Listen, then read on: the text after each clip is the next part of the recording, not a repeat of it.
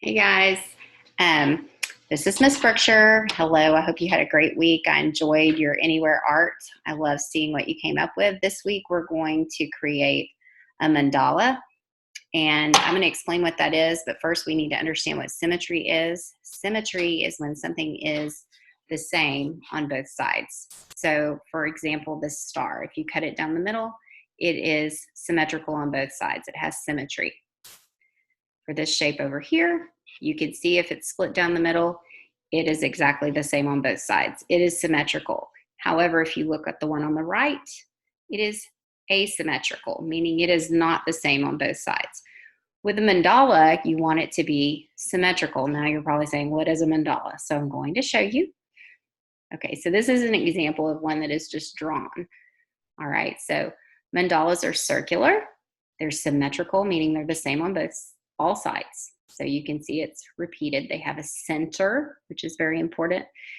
They can be drawn on paper, in the sand or dirt, or constructed from various items such as rocks, leaves, flowers, small trash or recyclables, small toys, buttons, food like candy or cereal, or combinations of several materials to make your pattern.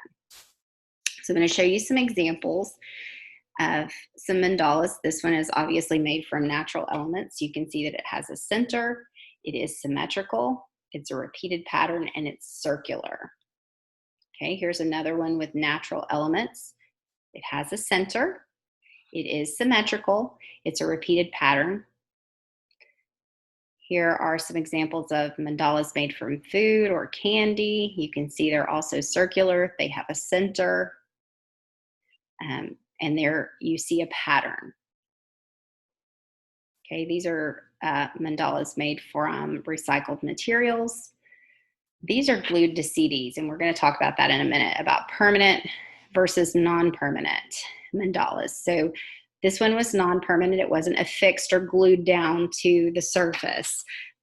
It was just laid down, which is fine. Okay, these are mandalas made from toys, some from books. Okay, so you're going to make your own mandala. So you need to ask yourself these questions before you begin.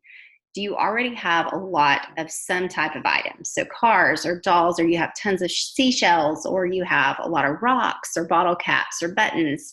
So think about what you have and work with what you have or what you can acquire easily. Like by taking a walk outside, you could pick up a lot of rocks, or you could pick up leaves, or a great place where there's a lot of feathers. So think about what you can acquire, okay, or what you already have. And then you need to decide, do you want your mandala to be small or large? And that may depend on what kind of items you have. Obviously, if it's small, you're going to need small items. If it's large, you're going to need larger items. And then the third thing you need to think about is, do you want your mandala to be permanent? So if you want it to be permanent, you're going to need to glue it or affix it to some sort of surface. So old CDs, DVDs, cardboard pizza rounds, those can all make great surfaces to affix your items to, or just cardboard. But it does not have to be permanent, okay? The wind can blow it away. I just need you to take a picture before the wind blows it away. It's totally up to you if you want it to be permanent. Okay, so here's your assignment. You're gonna make a mandala out of any material you choose. You may also draw a mandala rather than build one. So the only requirements are that it must be round, it must have symmetry, and it must have a center.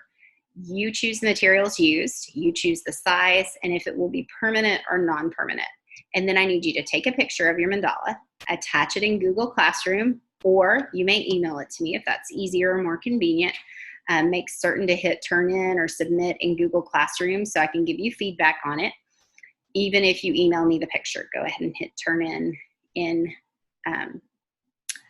Google Classroom. And then if it's okay with your parents, or your parents want to watch Facebook for the Weldon Elementary Art page to see your creations, I've been posting student artwork there. So you can feel free to work with your siblings if they're at Weldon or if they're not at Weldon. You can do this with your family. This should be a fun activity, not stressful at all. Obviously, I want you to focus on your academic work first. This is just something to get you creating, okay? And as always, please ask your parents before you use something, and always clean up your own mess. Artists always clean up their own messes, okay? We know that from the art room. That's a huge deal for me. So make sure you're cleaning up after yourself. I love you guys.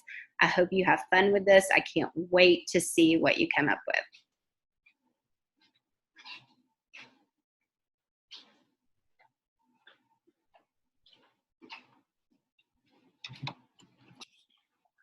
Now I hit stop share.